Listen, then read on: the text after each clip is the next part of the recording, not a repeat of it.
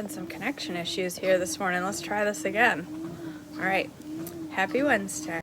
I don't know if this is going to work, you guys. I'm getting disconnect information. It keeps popping up saying you're being disconnected. So we'll give it a try. Hopefully we'll get through it. All right. Day 40. We made it 40 days. That's awesome. All right. So February 17th, procedures for the sin offering. Leviticus 4, 1 through 35, which is around 1445 or 1279 BC. Then the Lord said to Moses, "Give the following instructions to the people of Israel. This is how you are to deal with those who sin unintentionally by doing anything that violates one of the Lord's commands. If the high priest sins, bringing guilt upon the entire community, he must have a sin offering for the sin he has committed. He must present the Lord a young bull with no defect at the entrance of the tabernacle. Lay his hand on the bull's head and slaughter it before the Lord. The high priest will then take some of the bull's blood into the tabernacle, dip his fingers in the blood, and sprinkle it 7 times before the Lord in front of the inner curtain sanctuary. The priest will then put some of the blood on the horns of the altar for fragrant incense that stands in the Lord's presence inside the tabernacle. He will pour out the rest of the bull's blood at the base of the altar for burnt offerings at the entrance of the tabernacle. Then the priest must remove all the fat of the bull to be offered as a sin offering. This includes all the fat around the internal organs, the 2 kidneys and the fat around them near the loins and the long lobe of the liver. He must remove these along with the kidneys and burn them on the altar of burnt offerings. But he must take whatever is left of the bull, its hide, meat,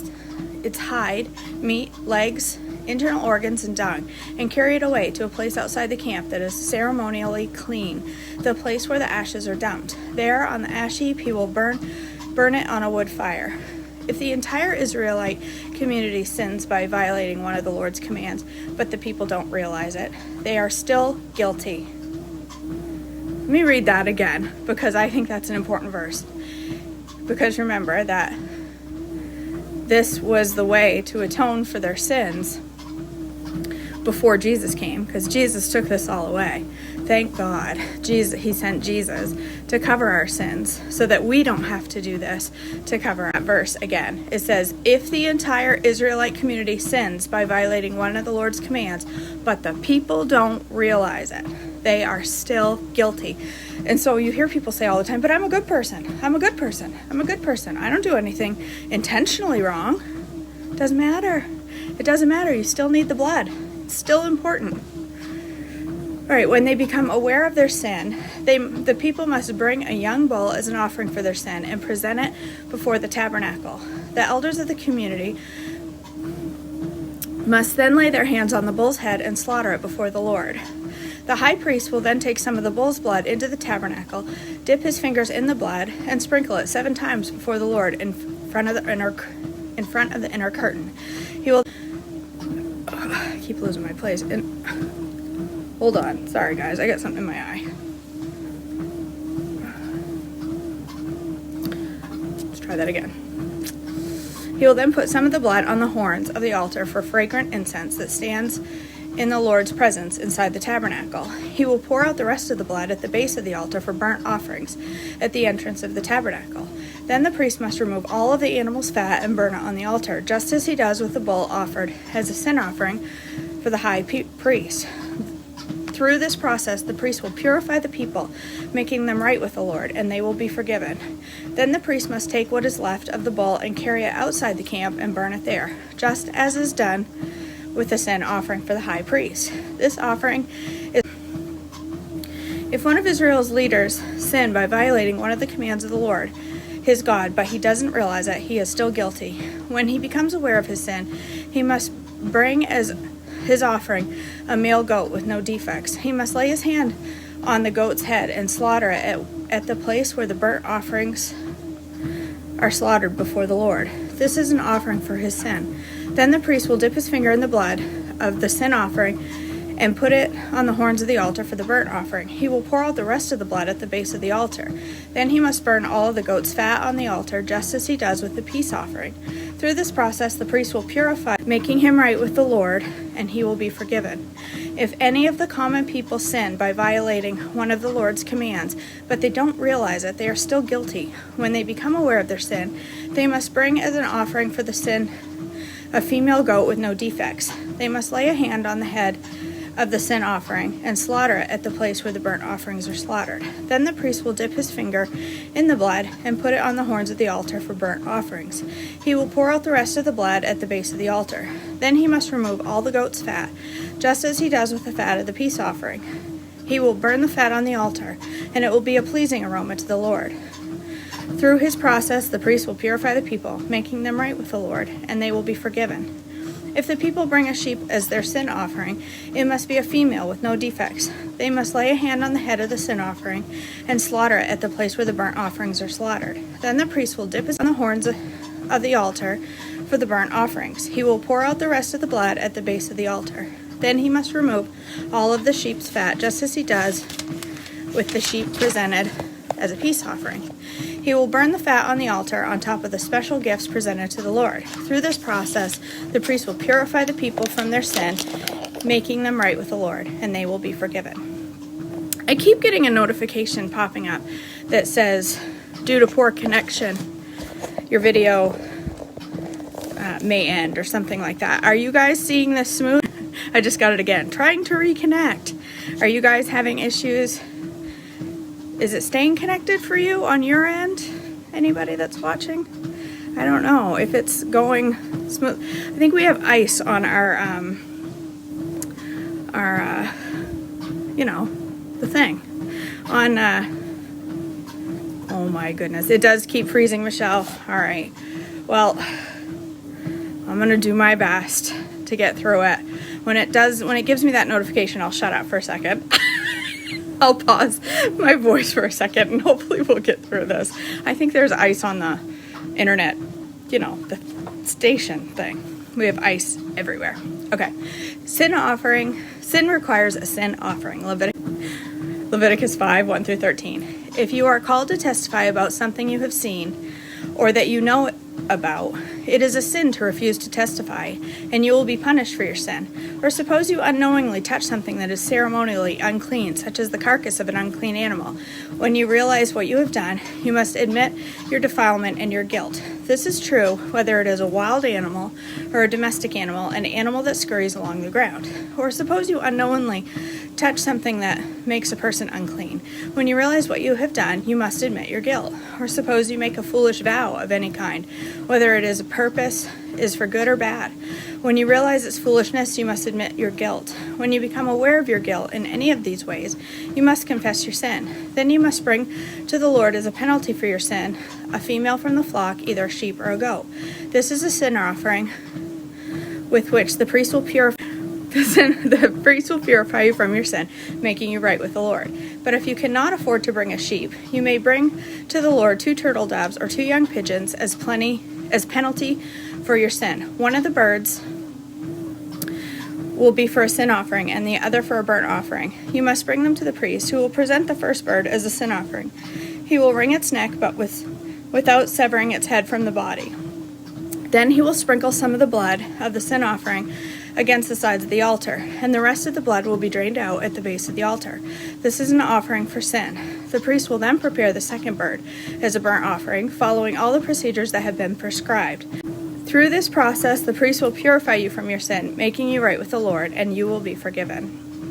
If you cannot afford to bring 2 turtle doves or 2 young pigeons, you may bring 2 quarts of choice flour for your sin offering. Since it is an offering for sin, you must not moisten it with olive oil or put any frankincense on it.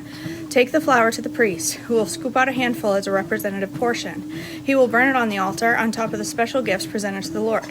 It is an offering for sin. Thus, the priest will purify those who are guilty of any of these sins, making them right with the Lord, and they will be forgiven. The rest of the flour will belong to the priest, just as with the grain offering. Procedures for the guilt offering. Leviticus 5, 14 through 19. Then the Lord said to Moses, "If one of you commits sin by unintentionally defiling the Lord's sacred property, you must bring a guilt offering to the Lord. The offering must be your own ram with no defects, or you may buy one of equal value with silver, as measured by the weight of the sanctuary shekel. You must make a restitution for the sacred property you have harmed by paying for the loss, plus an additional 20%. When you give the payment to the priest, he will purify you with the ram sacrificed as a guilt offering, making you right with the Lord, and you will be forgiven. Suppose you sin by violating one of the Lord's commands. Even if you are unaware of what you have done, you are guilty and will be punished for your sin. For a guilt offering, you must bring the priest your own ram with no defects, or you may buy one of equal value.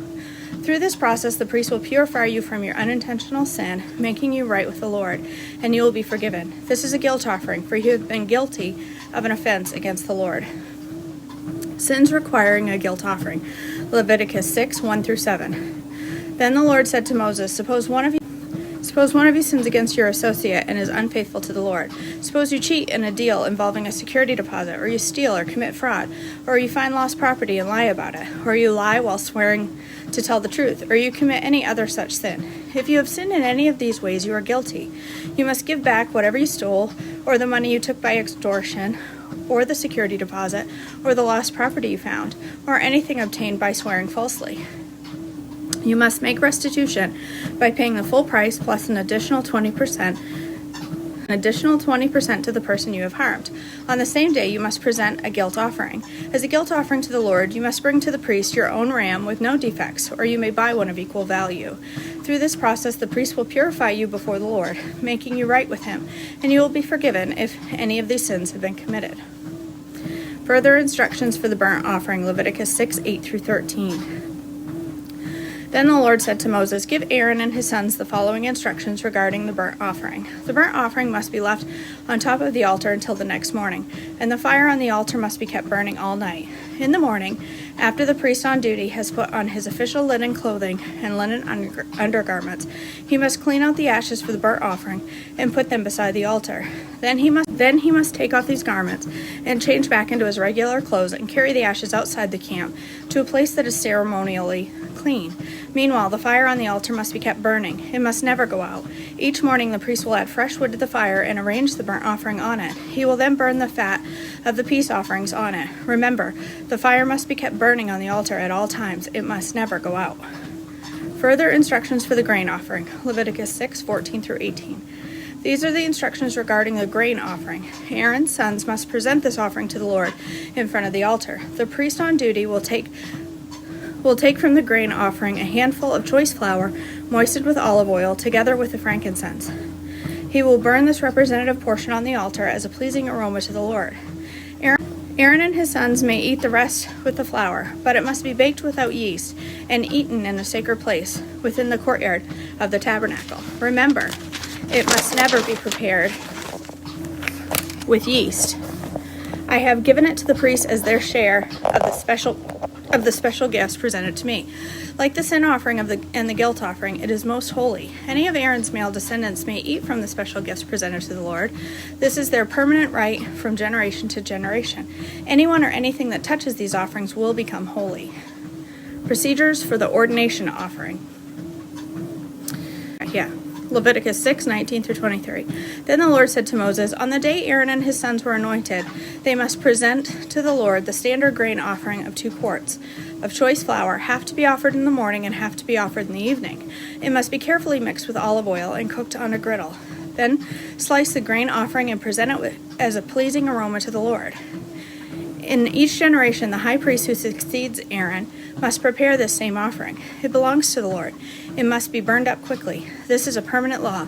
All such grain offerings of a priest must be burned up entirely. None of it may be eaten. Further instructions for the sin offering. Leviticus 6, 24-30. Then the Lord said to Moses, Give Aaron and his sons the following instructions regarding the sin offering. The animal given as an offering for sin is a most holy offering, and it must be slaughtered in the Lord's presence at the place where the burnt offerings are slaughtered. The priest who offers a sacrifice as a sin offering must eat his portion in a sacred place within the courtyard of the tabernacle. Anyone or anything that touches the sacrificial meat will become holy. If any of the sacrificial blood splatters on a person's clothing, the soiled garment must be washed in a sacred place. If a clay pot is to be used to boil the sacrificial meat, it must then be broken. If a bronze pot is used, it must be scoured and thoroughly rinsed with water. Any male from the priest's family may eat from this offering. It is most holy. But the offering for sin may not be eaten its blood. May not be eaten if its blood was brought to the tabernacle as an offering for purification in the holy place. It must be completely burned with the fire. All right. Sorry for the hiccups, you guys. Snowy internet, I guess. Here we go. One more day in the books. All right, I hope it didn't cut in and out too terribly awful. I'm gonna go upstairs and cook, and hopefully the video will stay solid. And if not, well, you guys will figure it out.